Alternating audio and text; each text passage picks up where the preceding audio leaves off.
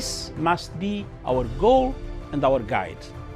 And all that we strive for as a human family, dignity and hope, progress and prosperity, depends on peace. But peace depends on us.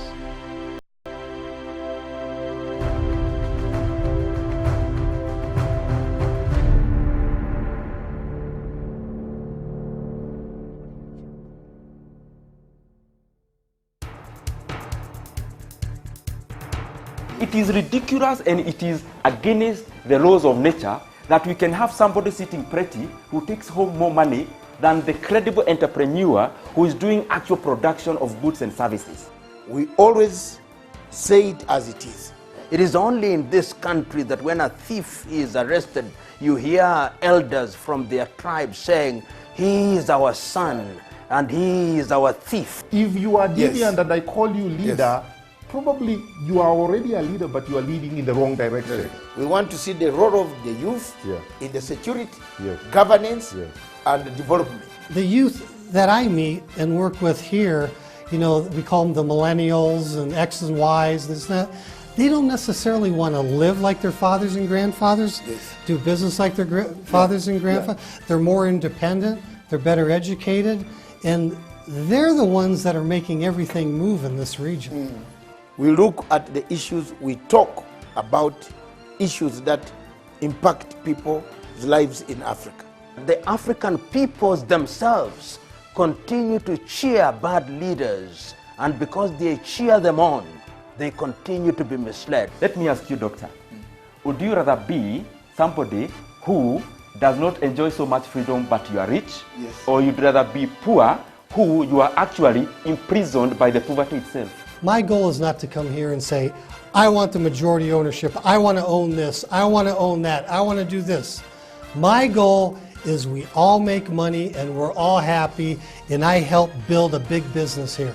Punchline is for Africa, with Africa, from Africa.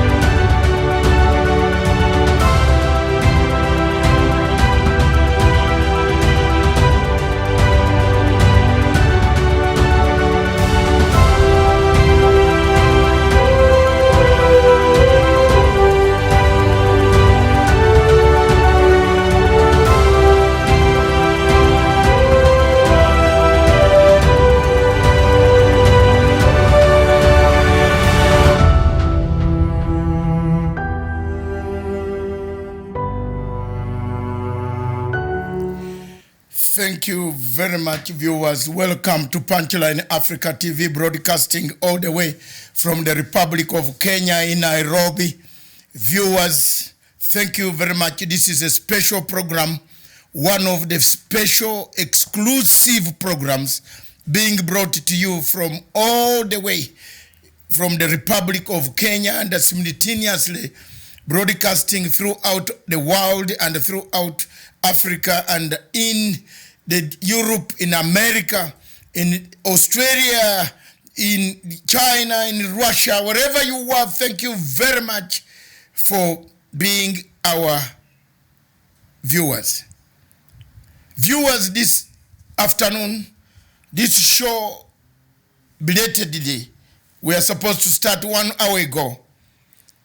But because there were some few other things that came into our cross our path, we have decided to start the show.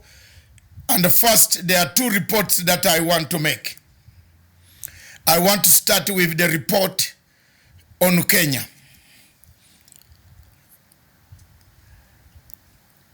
The High Court of the Republic of Kenya this afternoon ruled and dismissed an application that I and Mr. Kimani and others that enjoined us had put before the bench for the last 4 years. My report and my petition and our petition to the High Court of the Republic of Kenya was purely a petition to seek to expunge from the books of law, from the statute books of law of Kenya, the work envelope and the work commission that was commissioned by President President Kibaki in 2008 to look into the post-election violence that took place in Kenya between 2007 and 2008.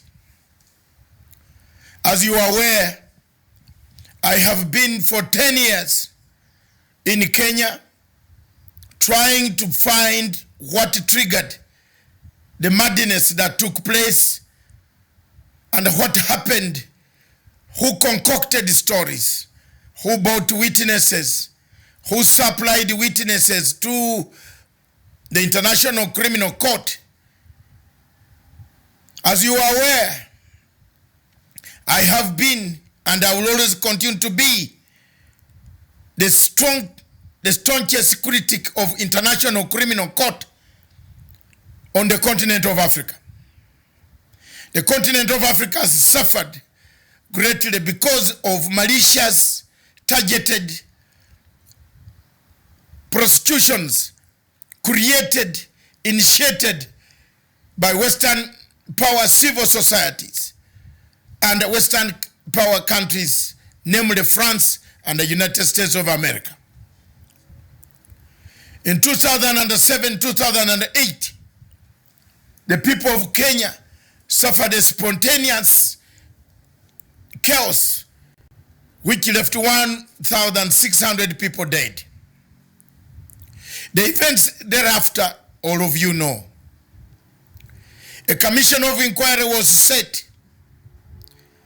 The commission of inquiry, of which many people, living souls, and those dead who have departed like a Kofi Annan, are aware that many people who took part in purchase, procurement of the witnesses have come out to say they bought witnesses to testify in the Waki Commission. It is for that matter that any citizen of the world, wherever that citizen may be, can take steps to find out who indeed was in the envelope, who indeed was part of the envelope, who orchestrated the design, the selection of those to be in the envelope. It is a mysterious thing that the envelope was stolen from the people of Kenya, and under the serious Article 35 of the Kenyan Constitution, information must be given to the public, to the people of the Republic of Kenya. The judges today denied the people of Kenya and the people of the world, those who are affected by the violence that took place in 2007, 2008, to know the number, the names, the people, the other 14 names that were contained in the envelope of Waki. The envelope was smuggled out of this country without the knowledge of the president, without the knowledge of the African Union that had sanctioned for the peace process to take place in Kenya. It is for these reasons that today I feel vindicated. I feel vindicated because I have done my best. I have done my best to show to the world that patriotism, resilience helps Africa. Patriotism, nationalism, the sense of feeling a volunteer can deliver what can be done. I started exposing the Kenyan cases, not for money, because there was nobody giving the money, but for the sake of patriotism. As a Pan-African who had seen a lot of what was happening in Uganda in 2005, when the chief prosecutor of the International Criminal Court decided to indict the Luos and left the Bantu. It is for these reasons that I stood firm for the last 10 years, defended those who were wrongly picked, indicted, put in work envelope, taken to the ICC almost 10,000 miles away from Kenya, as if a justice can only be got in The Hague. Fellow Africans, and especially the Kenyans, it is up to you now. I've done my best. I want to thank the Kalenjin elders who joined me in the petition in the pursuit for justice. I want to thank my lawyers. I want to thank my Kenyan lawyers. I want to take this opportunity to thank my people, those silent supporters, millions of supporters in Kenya, who gave me the courage, the encouragement, the determination, who gave me the energy, inspired me to go ahead and seek justice for the people of Kenya. Information must be made public. I want to thank especially my lawyer, Mr. Frank Waithaka. We have struggled together. We continue to struggle together. I have not closed the door. There are several countries in the world where I can seek justice to have that envelope as long as I live, and I will get it. There are several countries that are signed to the treaty. If Kenya refuses, I will hold the entire Attorney General of the Republic of Kenya into one of the courts in the world to surrender that envelope with the chief prosecutor, whoever will be the chief prosecutor. I want to tell you frankly that there is nothing in the international law that stops me to seek. Because if I don't seek and stop this envelope, one day the chief prosecutor will come back and use the work envelope, the work report, to train, to arrest, detain, ship some Kenyans. I want you to record this day and the statement that I'm making for those who have feeble ways of thinking, to know that what I was doing today, what I was seeking to get out of the court of the Republic of Kenya was simple: to block any further attempt by the chief prosecutor of the International Criminal Court coming back to Kenya. The Kenyan courts have denied me that right. The Kenyan courts have denied me that justice. The Kenyan courts have denied the Sikhs, the people, the Kenyans, those whose cases still hang in the ICC, the right to see the sunshine. The Kenyan courts have connived for 4 years to frustrate me, to cause chaos, to make sure that I lose this case. The Kenyan courts, and I will label that to some judges who are here, who are still alive, the frustration, the conniving of these judges to frustrate the cause of justice has left me strong and determined to now ship the entire documents and go there, go ye to a next destination, that I will embark on a journey.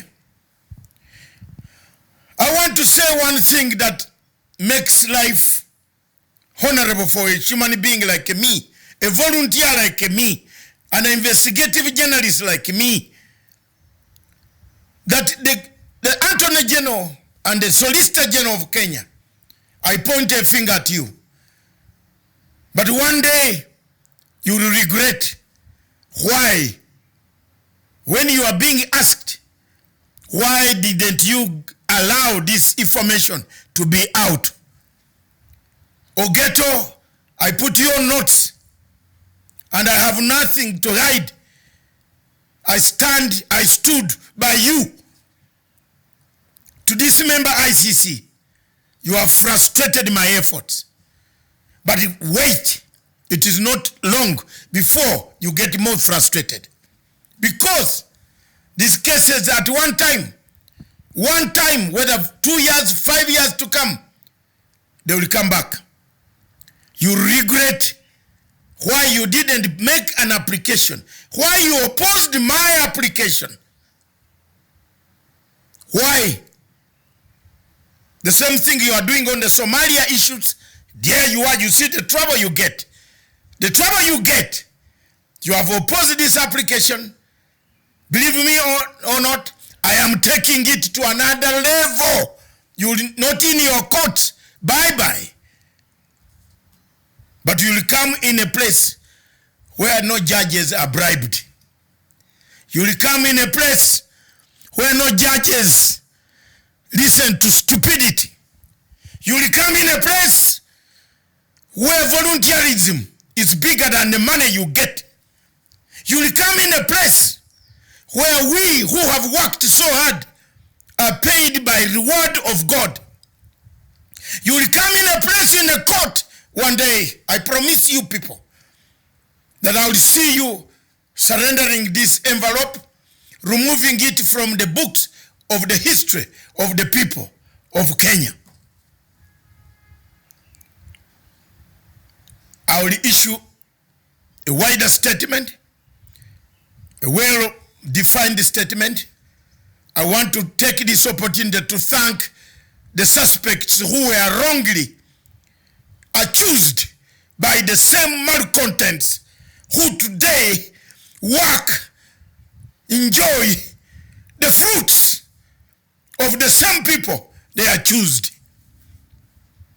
The malcontents who have won other courts, yet in 2007, 2008, they were killing the same men, Uhuru Kenyatta, William Ruto, and the Ocampo Four, other four. Shame upon you. Shame upon those who sat down to write those type of names, to pick which one to take. Shame upon you. Another point I want to make. I want to thank Mr. Arusei, Advocate Arusei, Senior Counsel Arusei. Brother, during this struggle of 4 years, you lost your wife. but we struggled together to piece up pieces to make sure that we rebuild Kenya. I am so saddened that this document is being rejected at the time when Kenya is going back to violent rhetoric that we see politicians spewing up and down over these valleys and the mountains. I see that coming again, but this time you might not see me. This time I've done my best. I've shown you that it is possible to direct, to remove this type of document from your books, expunge them. Since you have not done so, we shall expunge them for you in some other law courts of countries where you cannot bribe a judge. I thank you very much on the question of International Criminal Court and on the question of work envelope, which is hidden by Fatou Bensouda right in The Hague. Whatever you were, Fatou Bensouda, I am not yet finished with you until you close completely the Kenyan cases against Uhuru Kenyatta and William Ruto. I will not rest. I will not keep quiet. Whether I'm in Kenya or outside Kenya, I will fight to make sure I get justice for the men who were wrongly put on a list to be killed by malcontents who have now come camouflaged to come and work with them, and they are now causing more trouble in this administration. I'm very, very disappointed. And Mr. President, whatever you are hearing or you get this tape, get it. The earlier you do fatigue evaluation, remove these malcontents who have hidden amongst you. Remember the journey that we walked when we were few, 6 of us in the court, 10 of us in the gallery, because people did not want you. Remember those days when I fought Rule 68, fighting Gladio Otieno on behalf of Ruto to make sure that Rule 68 does not pass. Remember those days that I walked, I sold my car for 300,000 shillings to a Matangi, senator of Kiambu, in order to buy a ticket to go. Let God help me, return me to where I came from. But I will never allow something fictitious like the work envelope to go unpunished. Thank you very much. That is the first phase of my statement this afternoon. A detailed, calculated, well-organized statement is coming through. This brings down my file. This is the whole file of the ICC plus others, part of the volumes. Remember, I'm struggling with the work envelope. I'm struggling with Sudan case of bribery of Bashir, of Bosco Ntagana. I'm struggling. I've managed to get the former president. I have money out of jail. Bemba, my good friend Bemba, you are enjoying in DRC Congo. I tagged you to see. I am the same man. I look like you. We shall get there. I will struggle so much for Said Gaddafi. I have written documents on all cases of Africa. I will not give up until one day I have succeeded to tell my American friends to get rid of ICC. That journey is irreversible. America will not be a party. And now you can see why I hated Rainburger. You can see why I hated USAID Kenya. Now you can see why I hated George Soros. These are the international malcontents that have caused us the trouble, the dismembering, the polarization of this country called Kenya. May God hold you. Thank you very much. Take a break and we come to the 1 minute and we change to the subject of African Union, which was the exclusive investigative piece, the final part, why Africa Union is captured. Is Africa Union captured? Don't go away. The report is here, full of it, 30 pages, well documented, well with all references, with all audio tapes. I will now give it to the world in the next segment. Thank you very much. God bless you, Kenyans. God bless all my lawyers. God bless everybody who helped me. Those who helped me to give me 5,000 shillings to pay for fuel. Those who gave me money. Those who gave me a ticket to travel to The Hague to file this application. I thank you. Those who helped me materially or intellectually to add on what I have, I thank you. Today, I go home a very happy man. And the history will look at my eye tomorrow. They will say, I wish. Somebody will say, we wish we had listened to Matsanga. Thank you.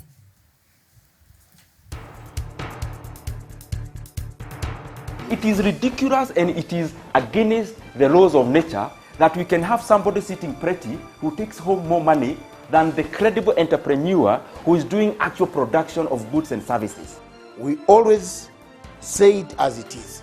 It is only in this country that when a thief is arrested, you hear elders from their tribe saying, he is our son and he is our thief. If you are Yes. deviant and I call you leader, probably you are already a leader, but you are leading in the wrong direction. We want to see the role of the youth Yeah. in the security, Yes. governance, Yes.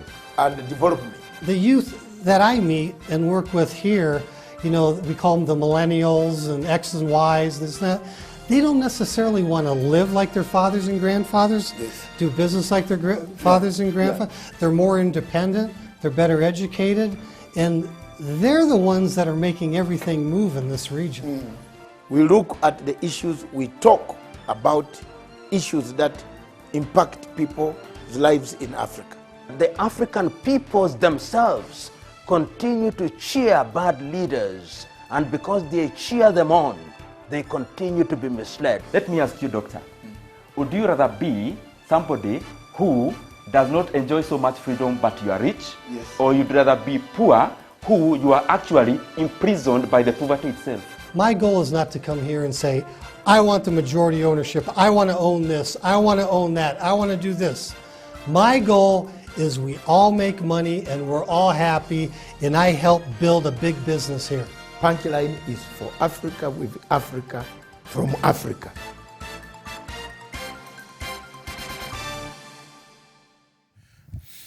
Thank you very much, viewers. This is the second part of our exclusive show, an investigative part on African Union. This is Matsanga Africa Perspective. The report that I'm going to table to you will be found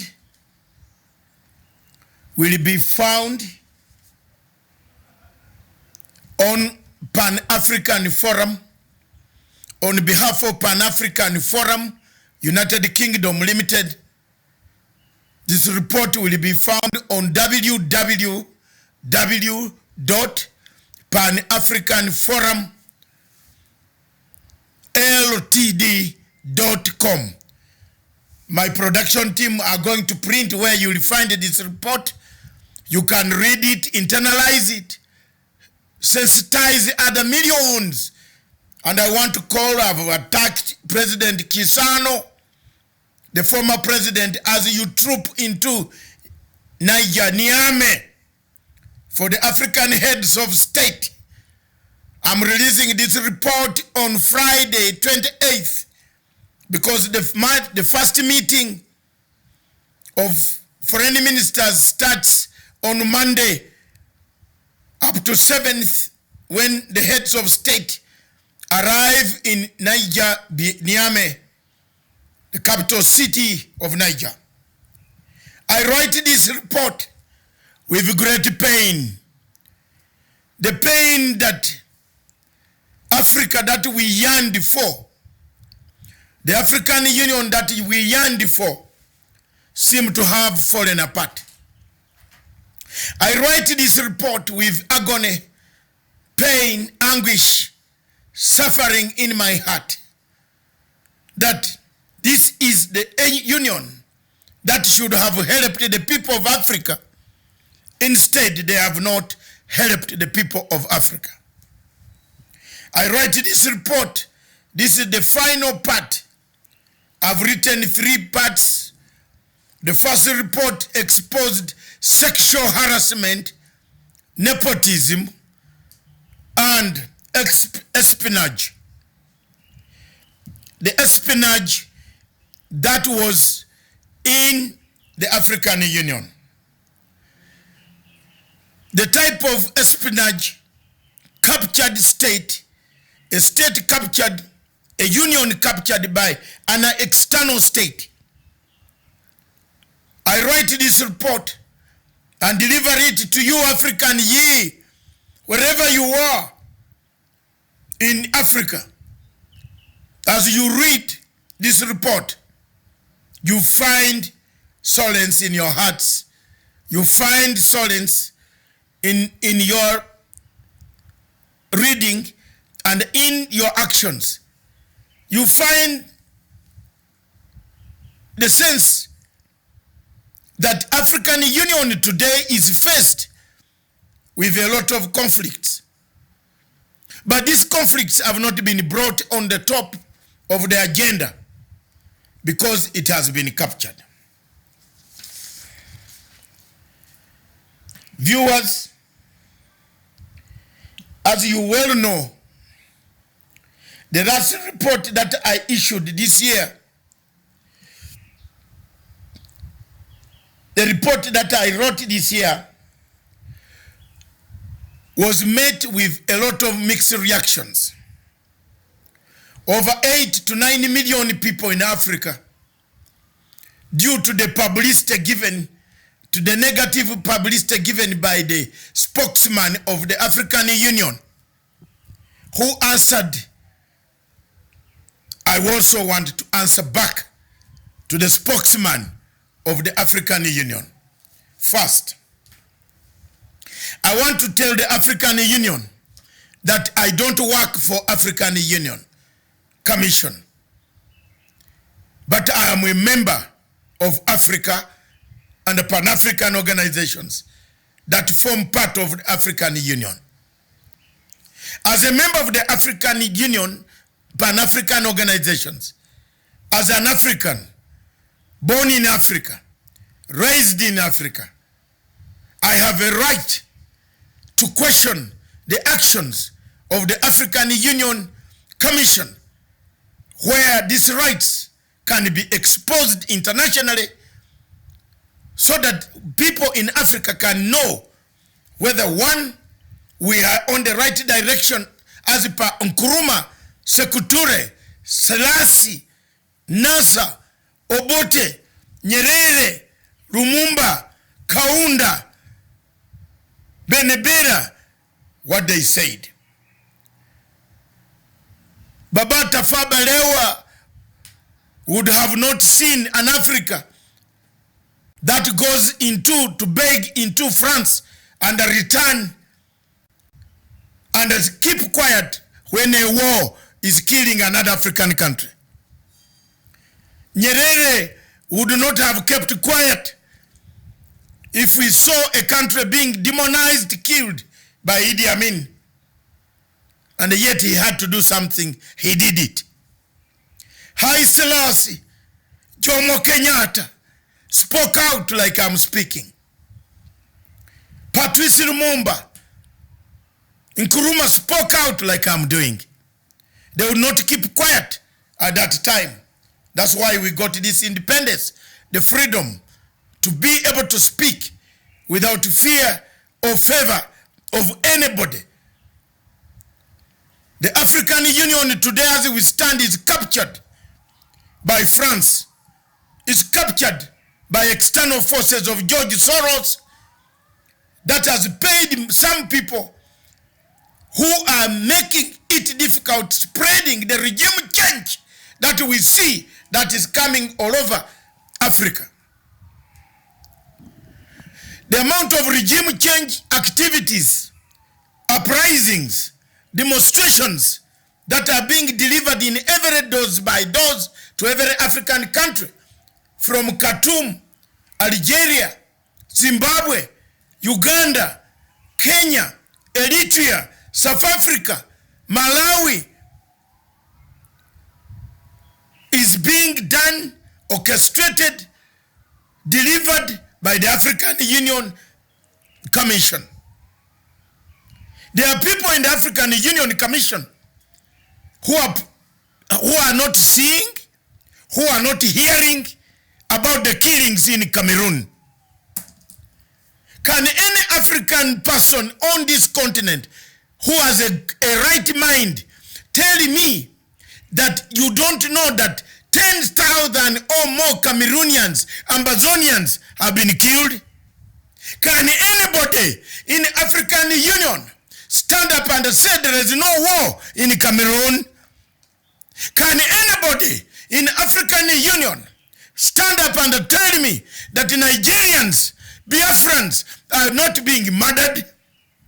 Can anybody in African Union tell me that in Central African Republic we have many millions of people being killed, displaced, starving, killing, dying because of hunger?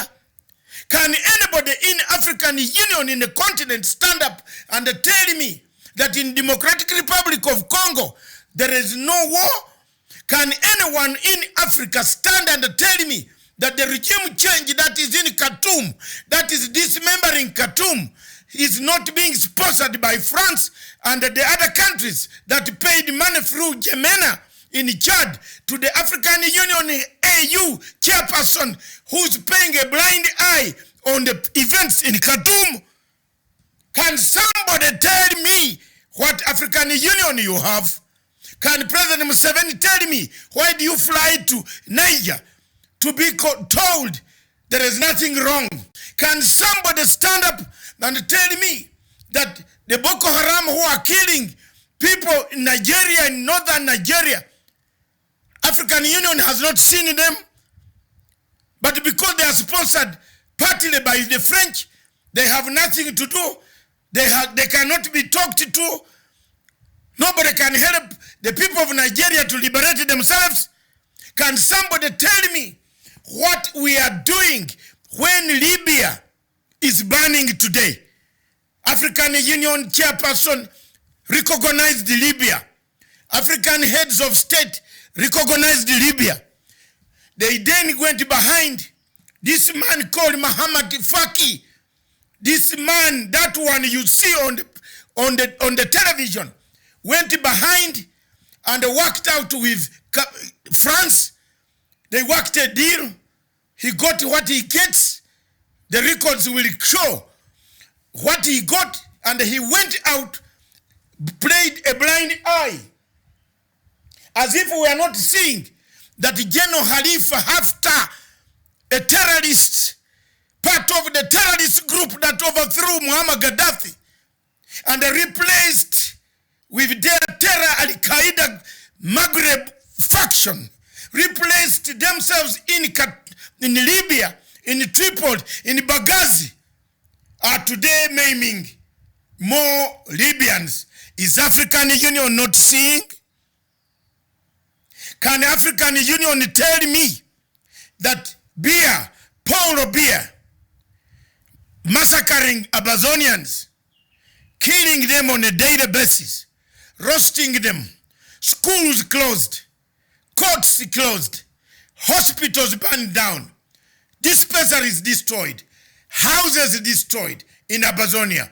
Can African Union show me 1 minute, one document that has been placed before it that there is a war and they have acted on the Amazonian situation?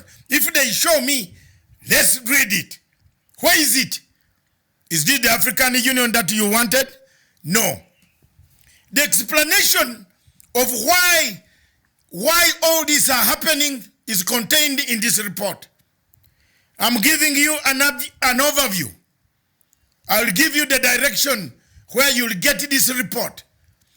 Believe me or not, can somebody tell me that in the southeast of Nigeria, the Igbo people are sleeping in their houses?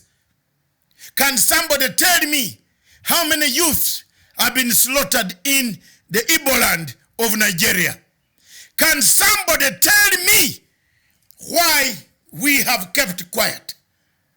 Then I can be convinced as an African that we are right with the African Union. Then I can be convinced that African Union is not captured. Then I can be convinced. Can somebody again tell me why Norway, France are telling Somalia to check out all other places, people who have helped the Somali people to liberate themselves, to pacify the Horn of Africa from Al-Shabaab terrorists. And somebody in African Union is endangering our troops. Somebody in African Union is conniving with France and Norway to endanger the troops in Somalia. We Ugandans, Kenyans, Djibouti, Ethiopians have stood by the people of Somalia. And the Burundians. We have suffered, we lost brothers and sisters and relatives. We shall not keep quiet. When you are dismembering AU, we shall not keep quiet. Mr. Mohamed Faki, you are a stooge of the French hegemony on the African continent. Can you tell me what you have done about Khartoum? You have disengaged Khartoum. You are trying to disengage them through proxies. Are you worth it? The killings that will follow, you want Sudan to fall into the hands of terrorists so that you can siphon together with France the oil that you have been looking for. Can somebody tell me that this Africa can have a man of that nature as their chairperson of the African Union? Viewers, the chairperson of African Union was in France. We followed and investigated all the people that he met while he was in France. We documented each and everything, hotels where he stayed and other activities. The people that he met, we want to thank our researchers in Paris, those who have given us the information, that continue doing so, because one day Africa will be proud of our investigations. You are aware that the African Union Commission sacked its chairperson and the chief of staff to the office of the chairperson of African Union. The spokesman of the African Union said they have nothing to do with me. And I want to reply to say, I also have nothing to do with you, except I have something to do with Africa. And I want you to listen carefully. I have nothing to do with malcontents of French espionage that takes place in AU, but I have something to protect Kwame Nkrumah's spirit, Obote's spirit, Nyerere's spirit, Haisela's spirit, Sekou Touré, Kabura, Lumumba, the spirit that formed the African Union. Therefore, I will expose you every time until the election comes, we elect a new person. This Mohamed Faki is not worth a chairperson of African Union Commission. What you did in France is appalling, stupid, not able to be said even on my national, this television that I have. I'd rather see the Africans to read and internalize the report that I have read, that I have printed, which is going to be printed. From diplomatic intelligence reports, from our sources, diplomatic and intelligence reports, Mr. Muhammad, look at me, my face. You might look I'm stupid, but I'm well connected. There's nothing. I brought it down Ocampo. The same agencies that brought up Ocampo are in Europe, are everywhere. We investigate thoroughly. We don't keep quiet. We follow you. We know what you do. You know you are keeping quiet about Amazonia. And Amazonia is burning. We know what you have been told. We know what you have been told to do. Because France does not want Resolution 1608 of the United Nations General Assembly to be tabled in the Security Council. You have sat on that. You don't want to bring the subject to the African Security and the Peace Committee. We know what you do. Mr. Muhammad Faki, you sacked your chief of staff to save your face from embarrassment. Why do I say so? He was the chief agent of French money entering the African Union. And we thank you, we did thank you for having taken a decision not to embarrass yourself by sacking your chief of staff. The chief of staff who has been having sex with workers, asking for sex before he gives the jobs, asking for sexual favors before they see you, having sexual relations with everybody before favors are done. We documented that in our first document, second document, third document, now the fourth document. Fellow Africans, the problem of South Sudan, compounded by hop and step jump type of retreat politics of African Union, has become more complicated. Today, as we speak, African Union received a report of General Obasanjo. The African Union has never published this report of General Obasanjo on the human rights abuses in South Sudan. This report has been kept. Over 394,000 South Sudanese perished. They died. They were killed. Not by themselves, by warmongers and the warlords. The problem of African Union is when they set a commission of inquiry on human rights abuses in South Sudan, they kept off. They never told us the report. Can anybody in Africa produce the copy which he read from Obasanjo? If that copy exists, send it to my house in London. The African Union hid that report, has hidden that report on South Sudan. South Sudan continues to bleed, bleeding even more. South Sudan continues to starve, starving even more. South Sudan continues to face all maltreatment of the international community even more. South Sudan, peace becomes elusive on a daily basis because of the hop step and the retreat steps taken by the African Union. The situation, therefore, why do we in Africa celebrate our own thieves and the traitors? The case of Eli Gassimu Wen, this is the guy I'm talking about, Eli Gassimu Wen. the chief of staff to Mr. Muhammad Faki, the chief of staff in the office of the chairperson of Mr.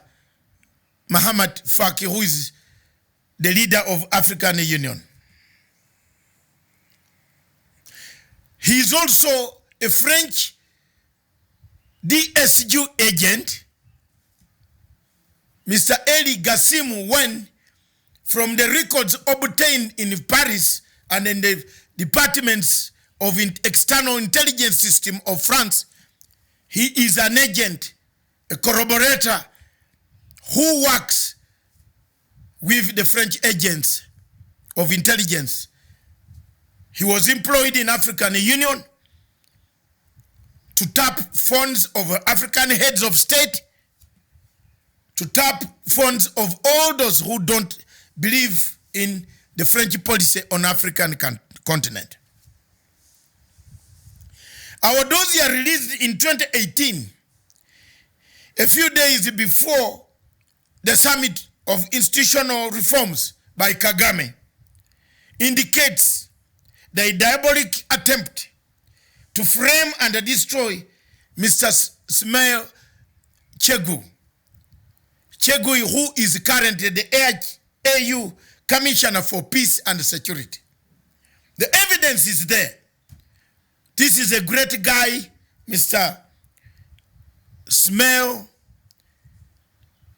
Chegu, a great guy of Africa, was dented, and this man, Mr. Gassim, wanted to dent his name because he refused to be manipulated into the French intelligence systems. Our revelation is forced the AU to render public within days the report of the high-level panel of report or internal, which frantically trying to find and eliminate some key witnesses with the intention of later falsifying the report before its publication on the harassment, sex for job report in the AU. It is in that context that the chairperson, Moses Faki, Muhammad summoned Eli Gassim when in his office on the date that is well known, and failing to get any coherent answers as to why my first report pointed fingers in relevant stakeholders and why this information was not brought to his attention. By carefully avoiding public humiliation, Eli Gassim won. The AU decided to sack him, but in diplomatic terms we say he has taken leave, or he has resigned, or he has now ended his tour. However, for the chairperson spokeswoman to then issue a statement describing Gassim as loyal to AU baffles all of us Pan-Africans like me. I'm baffled. Loyal because he was getting information, passing African heads of state, tapping their phones, taking their information, knowing who doesn't like who and where. This was regrettable of the highest degree on planet Earth. The Madam Chairperson, please do not push me to publish even more damning information on you. I am just being very candid, very straightforward. If you don't desist from pushing allegations and trying to belittle my findings and my name, I will publish the worst dossier that you have never had. I've followed all what you do. We welcome your work. We have never said we work with you. Never shall we work with malcontents of your nature. We all stand, and Mr. Wen does not deserve to be tarnished any. Thank you. Mr. Wen is married. We wonder how his children would feel if another man were to do so to what he did to you. Thank you. That's just an opening to show you that I know everything that goes on in the African Union. So, Madam Spokeswoman, I just want to tell you, stop the nonsense about telling us about Gasamu, whom we know is not a very good man. Fellow Africans, finally, this report is detailed, long report, a report that brings out everything that is wrong about African Union. I've discussed widely with several African former heads of state. I've talked to the officers in Cape Town. I've told them that there is something they can do to change African Union.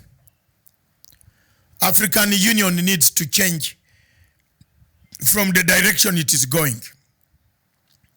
The war in Cameroon, the war in Biafra, the war in Lagos, in Nigeria, in Libya, the war in Somalia, in South Sudan, the uprisings that are being dotted all over, including Zimbabwe, the happenings that are taking place in DRC Congo, must be handled seriously by the African Peace and Security Committee. If we hide ourselves under the blankets, underwater, and say there is no war in Cameroon, then we are not Africans. If we hide ourselves and tell people that there are no people dying in Biafra, then we are not Africans. If we hide ourselves and say there are no people plotting to overthrow President Emerson Mnangagwa, then we are not Africans. If we hide ourselves and say there are no people making sure that the peace process, the cordial relationship between Kenya and Somalia breaks down and endangers our troops that are in Somalia as a result of the rising Somali nationalism, then we are not Africans. Viewers, my report is detailed. I want you take a pen, read it for yourselves, make conclusions, make assessments before you arrive in the capital city of Niamey, which is Niger, where the AU heads of state will be. I will be traveling to Niger also, Niamey, to present the hard copies and to address the press conference as a chairperson of Pan-African Forum UK Limited that has written this report, these 4 reports that have been proved to be right. I will be in Niamey, Niger, next week from Friday morning. I will address the press conference there as a Pan-African. There's nowhere in Africa that I'm prohibited from going. Mr. Muhammad Faki, if you have anything contrary to this report, may God help you. May God help Africa. Viewers, that concludes this final part. If you want to read this report, it is 30 pages, well-documented report, the 4th report, final part of our investigative journalism in the happenings of African Union. If you are an African Union member, a member of the African continent, in the diaspora or in Africa, find a way of reading this report, then come back to us and make your contribution and see where we are if we are not captured. I conclude by submitting that yes, African Union is captured. Thank you very much. God bless you. God bless all of you until we meet on Sunday in the afternoon at 2 p.m. God bless you.